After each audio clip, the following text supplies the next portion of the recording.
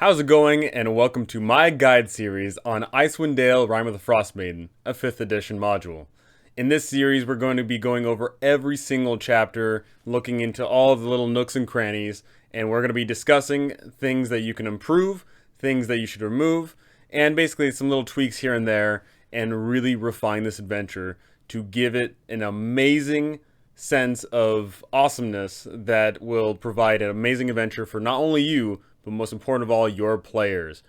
Before I go into any of the in-depth stuff, before I go into the names and all that, I will be going over some major spoilers, so players, kindly go away. DMs, go ahead and stick around because we are going to be covering a lot here.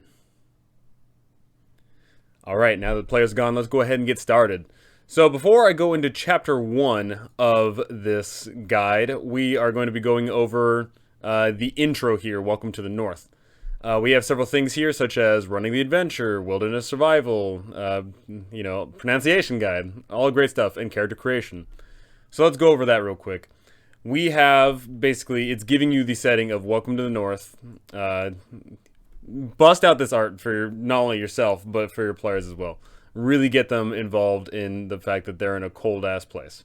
Like, look at that. Look how terrifyingly cold that is. You have to cut holes into the ice and then fish there while you're all bundled up? That sounds miserable.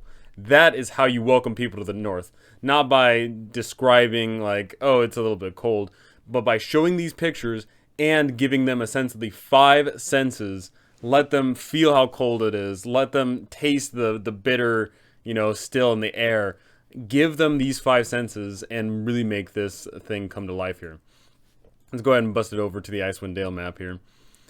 So running the adventure, we get this nice little flowchart here of what's going on. We have chapters 1 and 2 are essentially coinciding with you traveling between the 10 towns and you exploring a little bit out of the 10 towns. Then in chapter 3 we have Sunblight, where your players will go and potentially fight the Durgar. We have chapter 4, which is them potentially fighting a Chardalyn dragon. Chapter 5, where your players will be setting on Oral's abode, which that is nasty in and of itself. That she has an island and the place is so cold that the people will be like freezing to death just on the island. We have the Caves of Hunger, which is the lead up to Chapter 7, the Doom of Ythryn, where your players will finally find this ancient nethery city. So really cool little flowchart there, but it really doesn't give us too much information on how to run this adventure. Next up, we have the Wilderness Survival Guide here. Once again, great picture. How terrifying would that be? Just seeing blue eyes darting out of the stuff here. So we get a cool little guide on several of the local events that'll be going on. We have rules for avalanches, which checking over these rules for avalanches is terrifying. They can easily die. Like low-level adventurers, anywhere between levels 1, 2, and 3, they will die in a couple of rounds if they get stuck in an avalanche. That is miserable. We have blizzards, and these blizzards are also terrifying. They're going to prevent you from moving too far. They're going to cut down vision. They're going to give disadvantage on all of the range attacks. These blizzards are terrifying and very constant. And even more importantly, once we get into the random encounter tables here, the blizzards are going to be accompanied by monsters, which is going to make it even more terrifying. If you've got a group of people that has some ranged components, i.e., bows and magic shots and stuff, that is going to make the combat effectiveness of your team a lot worse. We have extreme cold, which is if you're not wearing heavy clothing and you're not adapted to the cold, you will be getting exhaustion over time. The thing to consider with this, though, is it basically states as long as you wear clothes, you're fine. So if you want more of a hardcore feel and a hardcore aspect of this adventure, I would definitely ramp up the fact that they have to make con saving throws, even if they are resistant to cold, and even if they are wearing cold weather gear because it gets that cold. We have fishing for knucklehead trout, which is a very odd thing to have in the wilderness survival, I guess, because the other one's dealing with like the elements and this one's just fishing. But regardless, fishing is a pastime, and I guess it does pertain to surviving if you are running a game where they don't have food regularly. So the group needs to go out and maybe fish, and they go after these knucklehead trouts, and these knucklehead trouts are scary. they're pretty freaking huge. And they can actually, hit someone in the face, and it hurts. Next up, we have frigid water, and frigid water is terrifying because if they get submerged in water, they will be getting levels of exhaustion, and levels of exhaustion go up pretty quickly, but it's hard for them to go down. You only get one off every time you long rest. So getting those exhaustion levels up is absolutely devastating for many, many PCs. Illumination is a very big part of this campaign. In this campaign, Auril is blotting out the sun with her magic, and thus it is just constant darkness. The very little bit amount of light in this campaign comes from either moonlight or from an aurora borealis effect that Auril's magic is creating. The player characters are going to be sorely missing the sunlight in this campaign. Overland travel is a pretty big component of this campaign, as presumably they're going to be moving around and doing things. I imagine most campaigns aren't going to just have the PCs sitting around and doing nothing. So overland travel is a pretty big deal because if they are moving around, they need to buy the equipment to move around effectively. They're going to be battling the elements, and presumably if they want to go even faster, they're going to have to spend even more money on dog sleds and axe beats. And lastly, we have mountain travel here. Mountain travel could be a pretty big component of this campaign, depending on how you run it and where you lead your players to. But mountain travel is incredibly deadly. They can hardly move at all. They have to make survival checks constantly to see if they make any forward progress. And if they fail, they're going to be going up against avalanches, which is going to lead into an even more deadly factor. They're going to be wasting more time dealing with these avalanches and taking damage, all the meanwhile not making any forward progress. So the mountains are going to be a terrifying experience in this campaign. So before even getting into Chapter 1 here, we're getting a ton of information dumped on us. We're being told, oh, there's a lot of elements going on in this campaign. There is a lot of nasty stuff going on in regards of just simply moving around, which is a part of the campaign in itself. This game is about isolation. This game is about harsh elements, and really play into that factor when you're playing this game. Don't give them the easy, oh, you can just make it from, one location to another out in the wilderness, no problem. That's kind of boring, and it sort of takes away from what this adventure is trying to be. The people are dealing with these horrible elements, and if your player characters aren't dealing with those elements, they might not see eye to eye with all the NPCs that they're interacting with. And speaking of the PCs, let's go ahead and dive right into the character creation here. Terrifying picture here of a Slad, which is one of the most controversial secrets in this whole campaign. But in regards of character creation, we get the traditional list of character hooks as to if you have a background, why they are here, which of course covers a decent amount of the backgrounds, but doesn't cover all of them. There are some from other sources that aren't covered here. And most important of all, if you have multiple characters of the same background, you probably want to spice it up a bit. So you're going to have to get a little creative with that. We get info on creating Goliath player characters that are from around here, as they might be from one of the tribes. The starting equipment details that they might get winter survival gear, which would make sense because why would they be living here and not have gotten winter equipment? That would be suicidal. We get a nice little trinket table here, something different from the player's handbook, and it certainly leads to just a little bit of that roleplay flavor of having an ulu knife with a scrimshaw handle, a ripped cloth sail with a symbol you don't recognize. Really things that, spice up a character, but also can potentially lead to some relevant gameplay material. And now, one of the biggest components of this campaign's character creation is character secrets. This game is basically pushing the idea of not only are you isolated from all the other settlements and all the NPCs don't trust you and the terrain's harsh, you're also dealing with the fact that you're probably hanging out with a bunch of people who've got some secrets to them. They've all come to Icewind Dale for a reason, and they've all got some shady stuff in their background. And this secret is basically trying to drive a wedge into your players' groups, which is a great idea if you have a group that loves playing into that. But if you don't have a group that likes playing into that, then these secrets sadly sort of take away from what this adventure is supposed to be. We get a nice big old list of secrets here involving such things as someone being a doppelganger, someone being an escaped prisoner, someone growing up with yetis, We get a lot of like weird, wacky stuff like that. Over in the Discord, we are working on more secrets, and there's going to be a link to those secrets in this video here. But definitely play up the fact that there is potentially more than just a couple of things that your players can be bumping into.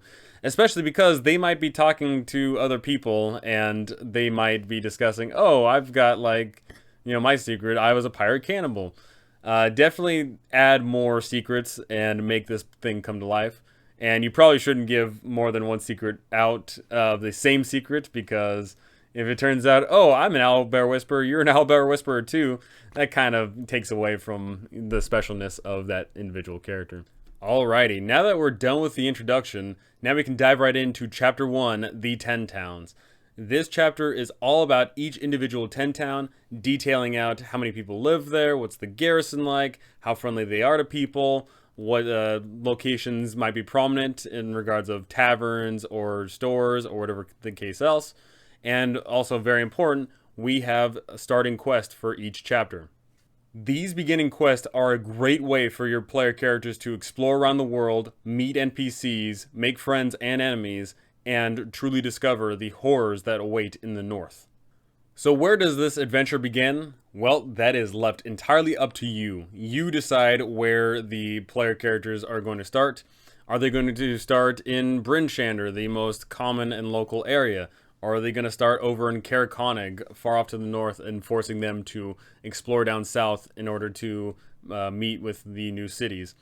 Or, something that the book doesn't even mention, is the fact that they could start this adventure not from any of the 10 towns. They could be coming up from the south and heading to Bryn from the 10 trails.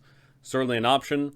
There is some information here in regards of what the player characters could possibly know.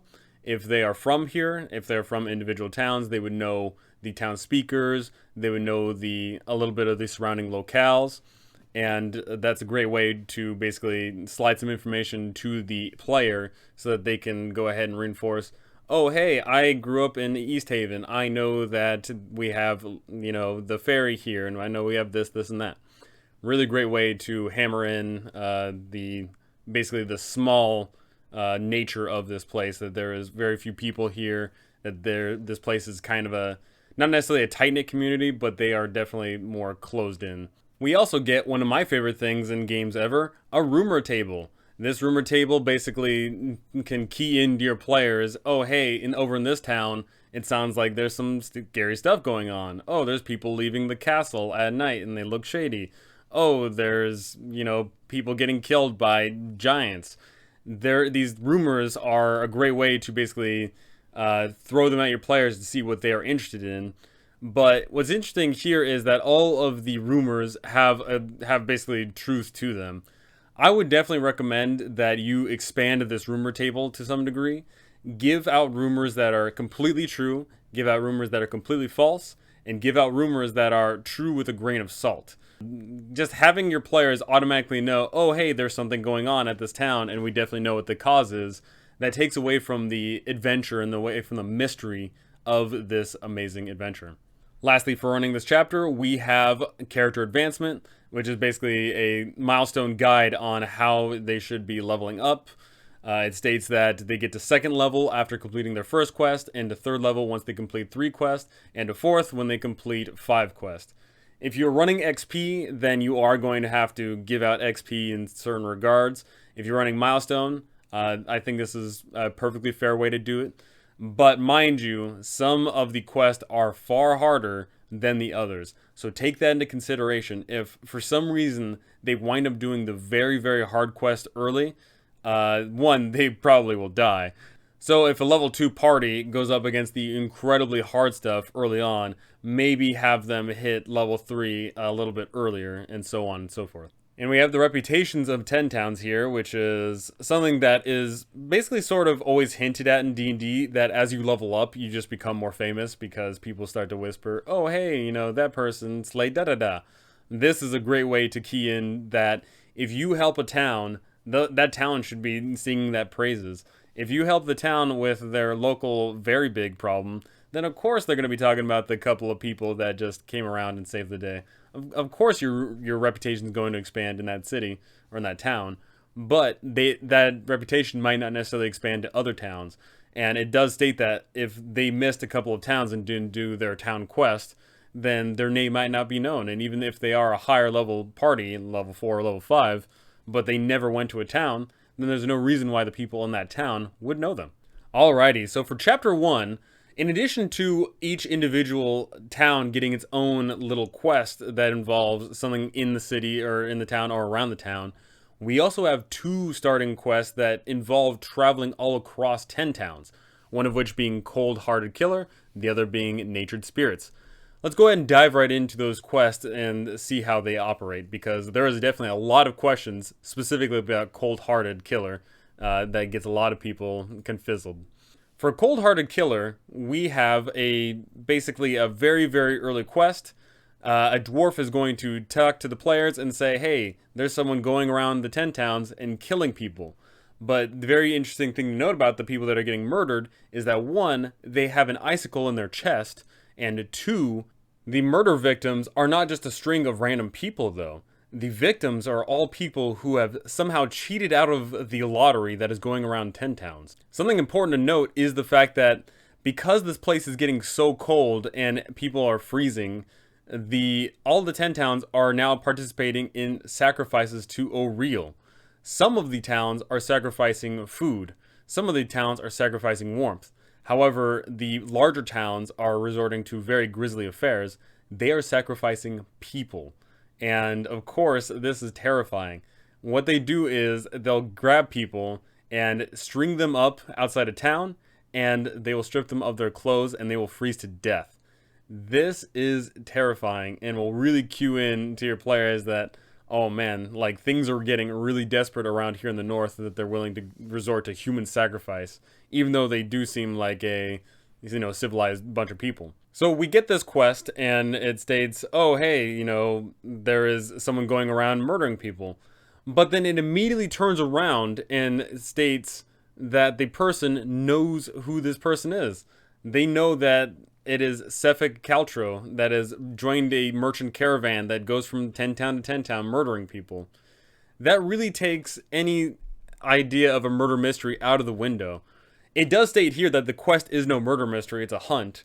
But I'm willing to bet more often than not people would be far more interested in a murder mystery than just a plain old manhunt.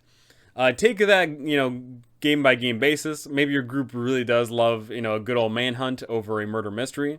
But I'm willing to bet the majority of games really want, a sense of mystery in this adventure. So I would say get rid of that whole second paragraph there. Get rid of the whole idea that the quest giver automatically knows who this person is. Simply state, hey, these murders are going on in random towns and the victims are people that have escaped, this lottery. That really amps up the tension of who is going around from 10 town to 10 town murdering people. How are they finding this information out? How are they getting from 10 town to 10 town? That can really lead to some great stuff. The most important thing to consider with this quest is the fact that this is not a quest that is handed to the players and they immediately go out and just go. This is a quest that needs to simmer over time.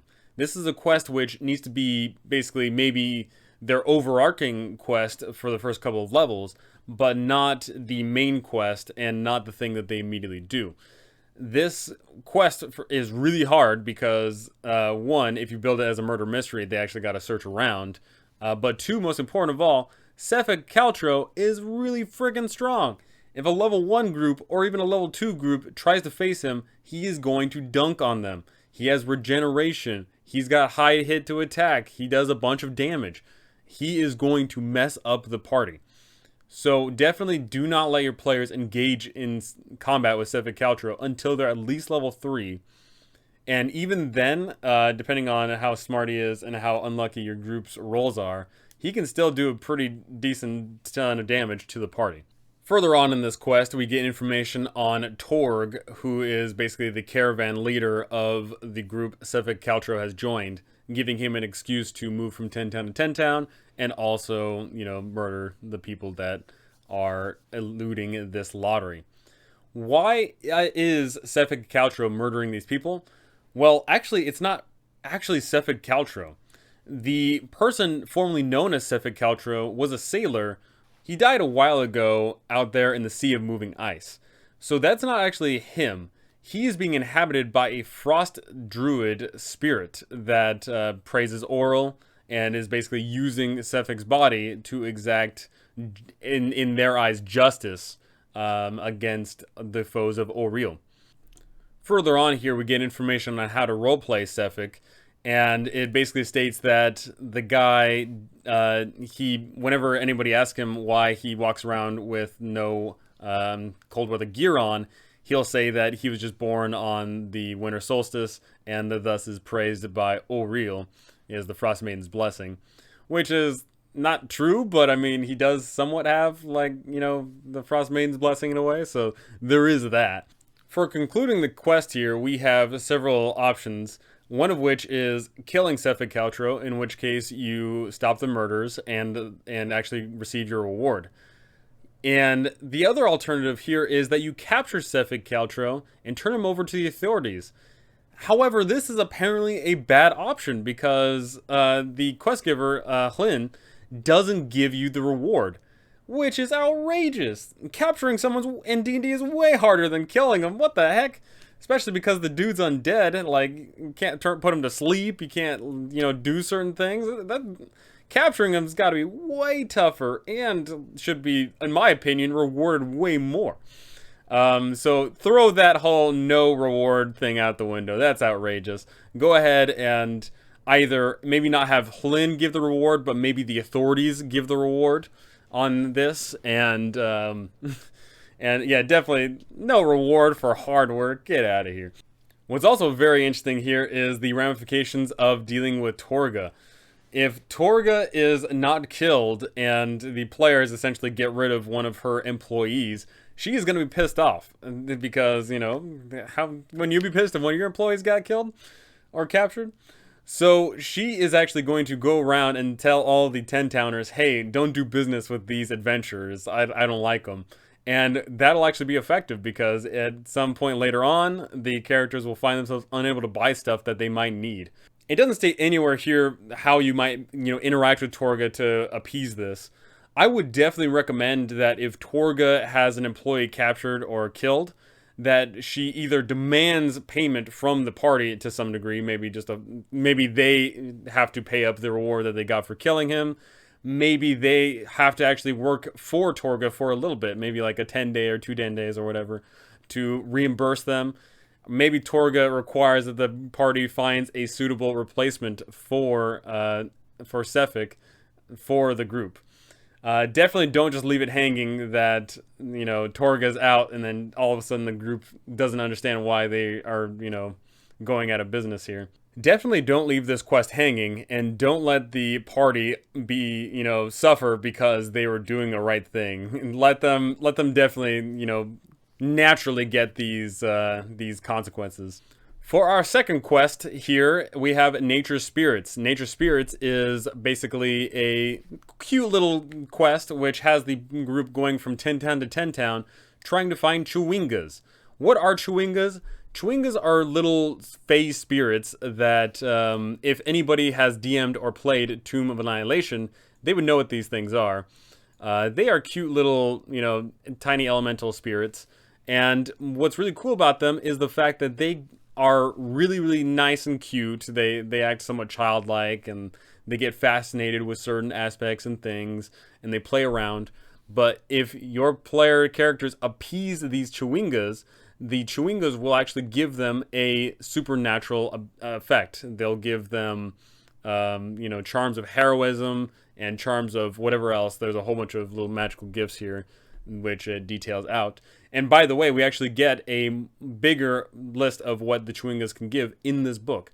So really great stuff. This quest sadly doesn't have much meat to it. Really, it just comes down to the PCs going to town, and eventually they'll stumble across this event where they'll see several Chewingas playing house. They're you know, they have a little tiny plates in front of them, and they're pretending to eat and pretending to, you know, have fun and all that.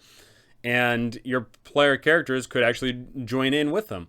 And if they do, that is a good job because, you know, quest completed. They done it. Your players will receive awesome little supernatural gifts if they appease these Chewingas, as well as, more importantly, if they are able to, convince these Chewingas, or at least one of the Chewingas, to come back to Danica, who is the quest giver here. Danica will give the group 25 gold and a lantern of tracking elementals. That is pretty dope. That means that if they have this lantern of tracking, they can try and find more Chewingas out in the wilderness. And you can definitely play into that effect of, oh, hey, you keep on finding Chewingas. And then you can eventually screw the party and say at some point, oh, yeah, your elemental lantern's going off. It's got to be a Chewinga, right? And then really it's some type of, elemental that's coming to jack up the party. Really, really fun stuff here. Those were the first two quests, and these quests are specifically designed for your players to move around from town to town and getting to know all of the 10-towners and to get to know the environment. These are not quests that should be done immediately, and you should sort of express that as well. You should definitely make sure that the Cold-Hearted Killer quest isn't their top priority. That should be a slow burn, as, once again, Sepha Caltro is way too tough for lower level parties. And if you want to play into the murder mystery aspect, they might have to go from town to town and eventually discover who is going from town to town murdering these people, why are these people getting murdered in the first place. This stuff should basically come out over the course of multiple towns and multiple investigations. Alrighty, now that we have the intro and the two air quote starting quests out of the way, let's go ahead and dive right into each individual 10-town. This is going to take a tremendous amount of time, but I love diving into this stuff because it's a great refresher for myself, and I really hope it's a great reminder for all of you on what to expect here. And coming in on town number 1, we have Bremen. Bremen in a nutshell, and as you can tell here, we've got this little list of, nutshell. It is a very, very important little aspect of it. Shows how friendly the town is, what services do they have, what kind of comforts do they have, what's the quest, what's the population, who's the leader, what's the militia, the heraldry, if you care about that at all, what is their sacrifice to Oral, and what are their town's rivals. So as we can tell here, Bremen, in a nutshell, we have friendliness 3, which means that they are super duper friendly. All of these are on a scale of 1, 2, and 3. 1 being bad, 3 being the best. So super duper friendly peoples. Their services, though, are lacking. They don't have much going on here because they are located further away from most of the other towns. They don't have many other, niceties and stuff. And their comfort is 2. They do have a lot of taverns here. In fact, they have the 5 tavern center in the center of the town, which, 5, that's like 5 taverns right there, dealer's choice. For the town speaker, we have Speaker Shalescar, who is a dwarf, which, as previously stated in this little text here, people have found this dwarf lost for a while, and then all of a sudden found staring blankly out over the lake. So people think that maybe it's some sort of like creepy magic, or maybe some shell shock, PTSD or something. But the shale scar is basically, just forlorn. So your players find their way in Bremen, and lo and behold, there's only one inn. It is called Buried Treasures. This place isn't too significant, other than the fact that there is a woman here named Cora Mulfoon. The reason Cora Mulfoon might be impactful into this campaign is the fact that her son was taken by a cult, and these cult are operating out of Caer Dineval. And the cult is a bunch of devil worshippers, and they are evil, and they brainwash people by putting basically pieces of black ice, this chartelin, on them, and this turns them totally evil. The other named location in the settlement is the 5 Tavern Center, which is basically 5 brothers debated on what they wanted their tavern to be. So instead of joining all their efforts, they decided to compete against one another. There is sadly no backstory on these brothers. There's no names for these brothers. But you could certainly play this up. I would definitely play this up as, these brothers, sometimes they're at each other's throats. Sometimes they pair up with each other and try and screw one of the others and, compete and backstab and do all this fun stuff. But at the end of the day, they are brothers and they will hug it out. I think you could have a lot of fun with that. While Bremen itself might not be too interesting, the place is rather small. It doesn't look like there's too much going on. What is cool is the quest involved with it. We have Lake Monster, and oh my lord, I love this art. Look at that. That is terrifying. Imagine it's pitch dark, you're on a rowboat, just you and your homeboy, you're trying to fish, and then all of a sudden, out cracking from the ice below you, this plesiosaurus just screams in your face and is gonna bite your head off. Terrifying stuff, and I love that imagery right there. Like this picture alone sells what this adventure is all about. It's all about this dark and foreboding and cold and miserable stuff. So what's going on with this quest? Well, something you're going to come to find throughout the course of this adventure is there is a lot of awakened animals floating around this place. Tons of awakened animals that these frost druids are basically awakening. They must have a huge repository of diamonds because awakening something costs 1,000 GP worth of diamonds. But there is a lot of awakened animals, and these animals are either totally evil or they're sort of, don't want to be evil. And this lake monster is actually teetering in the center. This monster is a plesiosaurus that was awakened and really likes being smart, as I'm sure most people would be, finding intelligence. The thing about it is this dinosaur doesn't know that how the magic works and is basically being told to kill people.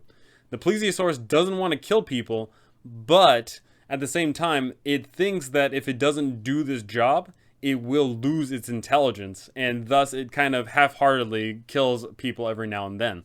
This quest really kicks off when your players go nearby the docks and they see that there is some people that are reluctant to go out and fish, even though fishing is pretty much a necessity right now because they need the knucklehead trout in order to survive. So your players could essentially get roped into saying, hey, we need you guys to go out over the river and fish.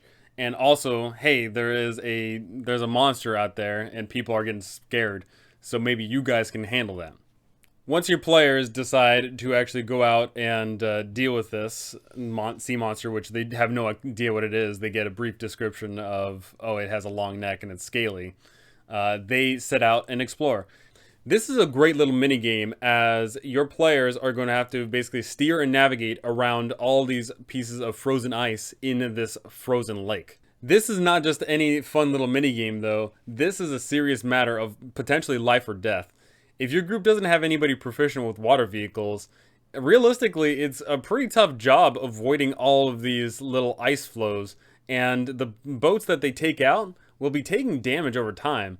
One of the boats that they can take has 36 HP. The other one has 50 HP.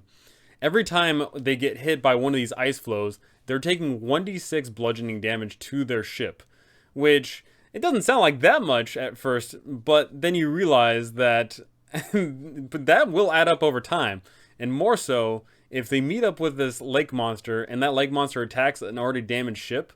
They could be out of a ship and basically, drowned to death. Terrifying stuff. Once your players are out on the lake proper, that is when you begin rolling on this lake event table every single hour. 50% of the time, your players aren't going to have anything happen to them. It's just nice and quiet time. But there's a cool little list here of things that happen. They come across other fishers. They can get ambushed by a knucklehead trout, which is going to slap someone across the face. But on a 16 to 20 is when the awakened plesiosaurus is going to come out and jump them. This is terrifying. As previously stated, the plesiosaurus is not inherently evil. It just really wants to retain its intelligence, and that is reflected in the plesiosaurus behavior table here. You just simply roll a d6 to see what happens when they come across the plesiosaurus, and it could be as simple as the plesiosaurus, meanders away, or it could try and, mess with the boat somehow by splashing water, or it could try and even capsize the boat. All of these things sound really terrifying, except for, of course, the running away thing. This is terrifying because if they get into a fight with this plesiosaurus, they're probably in for a terrible time. The plesiosaurus can destroy their boat, and if their boat is destroyed, they're going to be out in the middle of water, frigid water, and they will be in for a terrible time. all of their attacks are going to be at disadvantage, and they will eventually have to start making con saves to see if they gain levels of exhaustion. And exhaustion is going to severely hurt a lot of groups, especially if they are lower level adventurers. If your players get the bright idea to try and talk to the plesiosaurus, they are actually rewarded. The plesiosaurus does state, I'm listening, and will actually hear out what the players had to say. And in response, it'll actually talk to the players and tell it all about how it used to just simply swim around and eat fish, and then it was given intelligence, and how it's being told to do these things because it wants to retain its intelligence. There is a little Arcana check here to see if your players can recognize that it is under the Awaken effect. And if your players are intelligent enough to know that Awaken effect is permanent, they could try and convince this plesiosaurus to no longer attack the people, which is probably the best outcome. The alternative to this quest, of course, is the fact if your players see a monster, they attack a monster. In which case, they're probably in for a rough time, because fighting on a ship against a creature that can swim underwater is really bad news. The plesiosaurus could simply try and capsize the boat. The plesiosaurus could just destroy the boat from underneath. Or it could, do some ambush tactics and really ruin the players' days. Once your players make it back to Bremen, they are rewarded for however many knucklehead trout they return with, and also they are rewarded with a spell scroll of animal friendship and 5 gold. And if they basically made notes on the plesiosaurus, they pleased their quest giver. So that's Bremen in a nutshell. Pretty simple quest, but a pretty cool quest, honestly. That would be terrifying, being on a ship and dealing with an awakened beast, even if you don't know it's an awakened beast or not. But really play up that plesiosaurus, and if your players aren't immediately aggressive to it, have it show signs of intelligence. Make it seem like it's not just some wild beast that's trying to murder people. And maybe your players will get the cue in as to that. But if they haven't encountered any of the awakened animals in this place yet, they're probably not going to know. But definitely sow these seeds that there is some awakened animals running around this joint.